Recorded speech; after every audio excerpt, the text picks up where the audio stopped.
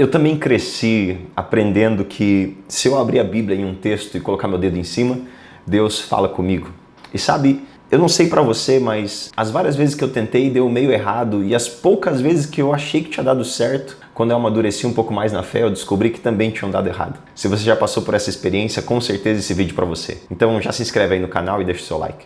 Bom, fazer um devocional não necessariamente é interpretar a Bíblia, mas para fazer um devocional eu preciso antes interpretar a Bíblia. Aqui eu quero fazer uma pequena diferenciação entre o que é interpretação e aplicação. Quando eu penso em devocional, o devocional está mais nessa área de aplicação do que na área de interpretação. Mas antes de eu chegar em aplicação, eu preciso interpretar. Eu vou tentar dar um exemplo comum dos nossos dias para que isso fique mais claro. Eu tenho 32 anos de idade e quando eu era criança, na rua, tinha aqueles aparelhos telefônicos públicos que a gente chamava de orelhão. E se você chegar hoje para um adolescente de 10, 12 anos de idade e você falar sobre um orelhão, a primeira coisa que ele vai pensar não é num telefone público, mas numa orelha gigante. E a gente está falando aqui de apenas alguns anos de diferença com relação ao significado de palavras. 20 anos atrás, 30 anos atrás, o significado era diferente. Pense agora num lapso de tempo muito maior. Um outro exemplo é a música pop. Você tem aquele tio que gosta das músicas dos anos 70, 80, 90 e cada geração tem a sua defesa, né? Não, as do ano 90 é melhor, dos anos 80 é melhor e assim por diante. E se a gente pegar a música pop dos dias atuais, por exemplo, ela já não tem nada a ver com música de 30 anos atrás, 40 anos atrás, 50 anos atrás. Quando a gente olha para a Bíblia, nós estamos falando de uma distância de tempo ainda muito maior. Nós estamos falando de pessoas que escreveram minimamente há 1950 anos atrás, 1900 anos atrás. Então nós estamos falando de um período de tempo onde com certeza o cenário que aquelas palavras estavam é diferente do nosso cenário. E interpretar tem a ver com eu olhar para o texto primariamente no sentido do que o escritor quis dizer e no sentido do que aquelas pessoas interpretariam naquela época e não necessariamente como eu interpretaria hoje. Isso é o que nós tratamos como interpretação. Agora isso, quando nós pensamos em devocional, tem um segundo estágio e aqui a gente vai entrar no estágio que se chama aplicação.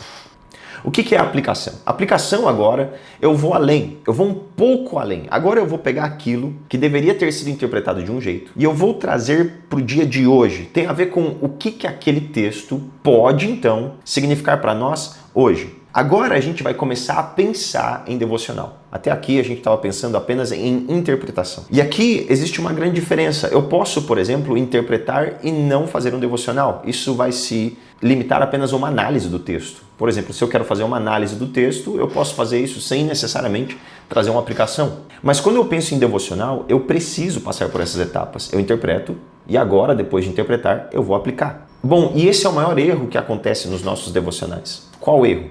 O de muitas vezes a gente partir direto para a aplicação, abrir a Bíblia e pensar assim, o que esse texto me diz hoje? Sem passar primeiro pelo cenário de interpretação. Então, para que isso fique mais claro ainda, eu vou trazer um exemplo prático disso e aí você vai entender mais ou menos como funciona interpretação e aplicação para que o seu devocional seja ainda mais rico em detalhes. Considere comigo, por exemplo, a carta que Paulo escreve ao seu filho na fé, Timóteo, 2 Timóteo. 2 Timóteo, capítulo 4, é o capítulo onde Paulo ele começa a pedir algumas coisas para Timóteo. Ele sabe que está perto da sua morte, Paulo está preso aqui no livro de Timóteo. Então, no capítulo 4, verso 13, ele vai pedir que Timóteo traga a sua capa e livros. E talvez quando você olha para esse texto, você pensa assim, poxa, mas devocionalmente isso aqui não está me ensinando nada. Devocionalmente parece que eu tenho que fazer algum esforço para que isso aqui tenha sentido. Parece que o conteúdo do texto ele não passa de algo apenas histórico. Bom, veja bem, não é bem assim. De fato, existe um conteúdo histórico ali e essa é a nossa interpretação. Qual que é a interpretação? Paulo está preso,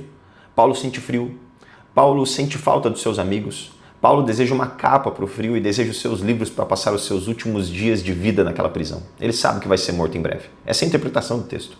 Agora, o que isso me ensina nos dias de hoje? Vamos trazer isso para os dias de hoje. O que me ensina nos dias de hoje não é que eu tenho que sair por aí pedindo uma capa, mas que eu tenho que reconhecer a necessidade de cuidar dos servos de Deus, que passam por dificuldades. Ou o que ele quer nos ensinar, por exemplo, é que nós devemos valorizar o estudo, devemos valorizar a leitura, porque nos últimos momentos da vida de Paulo, Paulo estava preocupado com essas coisas. Então isso é a aplicação. A aplicação é qual é o resultado prático desse texto nos dias de hoje. E assim eu consigo fazer um devocional. O resultado prático não é que eu tenho que sair distribuindo capas e livros, mas o resultado prático é: eu devo cuidar dos necessitados, eu devo cuidar dos servos de Deus, eu devo valorizar o estudo, eu devo valorizar a leitura, assim como Paulo nos seus últimos dias de morte. Percebe que primeiro eu tive que entender qual é o cenário, para que agora eu possa fazer com que esse cenário faça sentido nos meus dias hoje.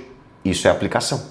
Alguns pontos são dignos de nota aqui para caminhar para o encerramento desse vídeo. Oração, meditação, leitura repetitiva da palavra. Mas João Calvino já dizia que o Espírito Santo, acima de tudo, tem um papel fundamental em tudo isso. A Bíblia é um livro de dupla autoria. É o Espírito Santo operando no coração do homem para que então seja dito aquilo que Deus desejaria que sua palavra dissesse. Por isso, dupla autoria, Espírito Santo e homem. Então, quando eu olho para um texto achando que eu vou encontrar algo mágico apontando meu dedo ali, isso fala muito mais sobre o meu ego, sobre as minhas pressuposições, sobre os meus próprios desejos, do que sobre a obra do Espírito. Porque se o Espírito Santo ele opera de forma mágica assim, então significa que 2000 anos de história da igreja o Espírito Santo esteve ausente, porque não eram assim que eles interpretavam a Bíblia. Nem Calvino, nem Lutero, nem Agostinho de Hipona, nem Tomás de Aquino, nem vários e vários homens que vieram muito antes de nós interpretaram a Bíblia de forma mágica ao ponto de abrir e achar que um texto vai saltar aos seus olhos e que isso é mais espiritual do que se debruçar diante das Escrituras e tentar de fato, pelo meio do Espírito,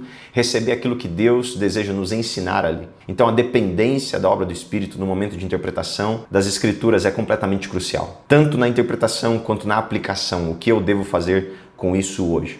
Escreva isso em algum lugar. Suposta espiritualidade sem interpretação é apenas sentimentalismo. E interpretação sem espiritualidade é apenas frieza teológica. Eu preciso das duas coisas. Uma espiritualidade real e uma interpretação coerente, operando para minha transformação, para minha edificação. E se você não viu ainda meu vídeo sobre hermenêutica, eu vou colocar aqui no card, no final desse vídeo, e você vai ter ainda um panorama maior e mais claro sobre como você pode interpretar a Bíblia com fidelidade, seguindo um método histórico-gramatical que se tornou profundamente reconhecido, principalmente desde a Reforma Protestante até os dias de hoje.